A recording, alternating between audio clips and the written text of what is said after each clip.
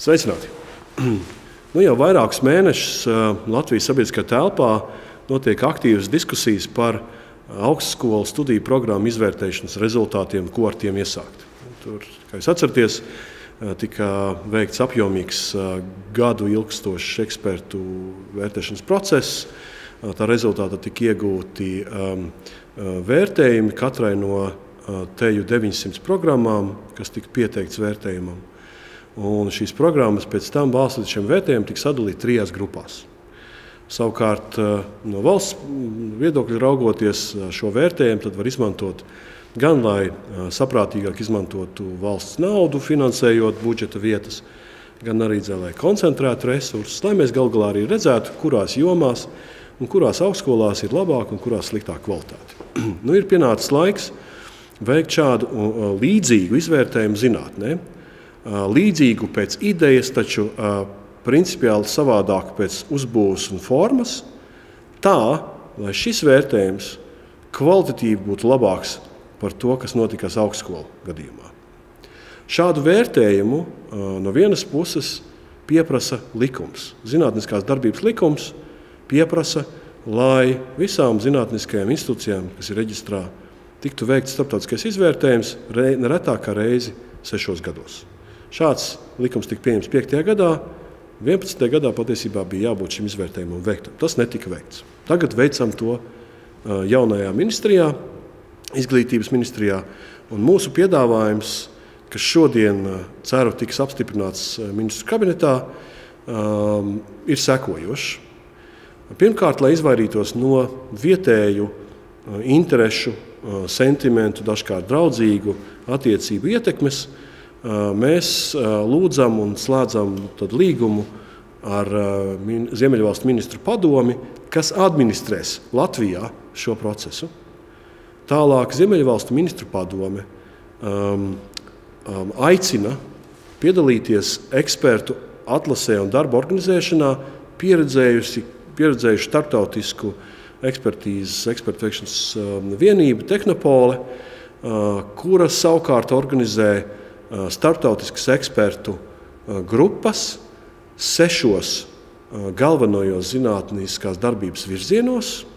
Tās ir humanitārās zinātnes, sociālās zinātnes, inženierzinātnes, dzīves un tā sauktās dzīves un medicīnas zinātnes, dabas zinātnes, matemātiskās un IT zinātnes. Un tālāk pa 45 disciplīnām, kas Latvijā tiek praktizētas, un tur šīs ekspertu komandas vērtē visus 136 Latvijas zinātniskos institūtus, kas ir reģistrā. Šis vērtējums balstās gan uz tā, ko paši zinātnieki ir paveikuši.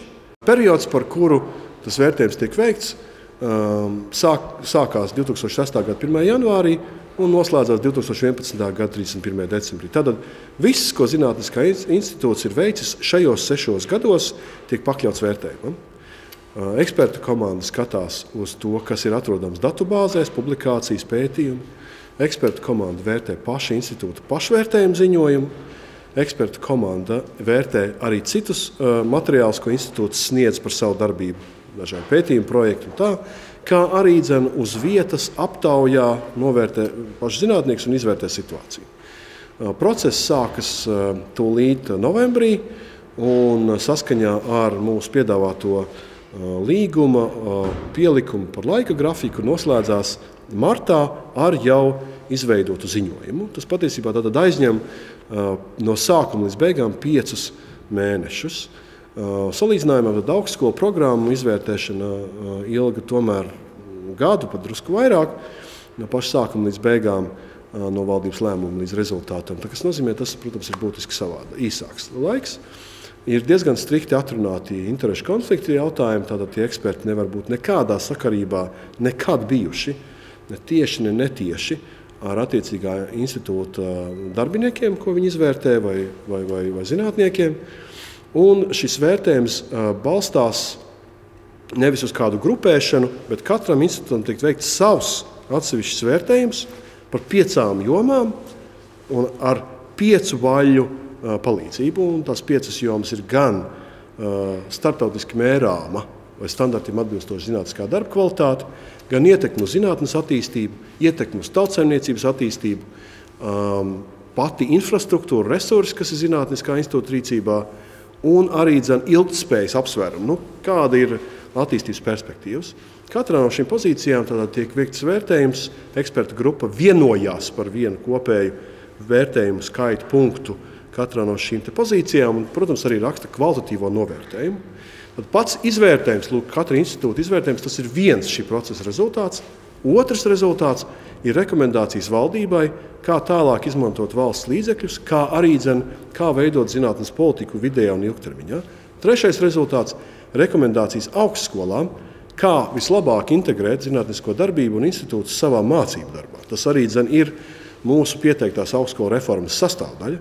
Visbeidzot, te ir arī rekomendācijas, kā zinātniskajām institūcijām veiksmīgāk, efektīvāk sadarboties ar industriju. Šis jautājums - zinātne, biznesa, zinātne, ekonomika - tomēr nav bijis pats sekmīgākā Latvijas zinātniskās darbības vieta. Un mēs arī tur vēlamies sagaidīt rekomendācijas. Vēl es gribu uzsvērt, ka šis ir vērtējums. Tas nozīmē, ka lēmumus pēc šī vērtējuma mēs veiksim paši.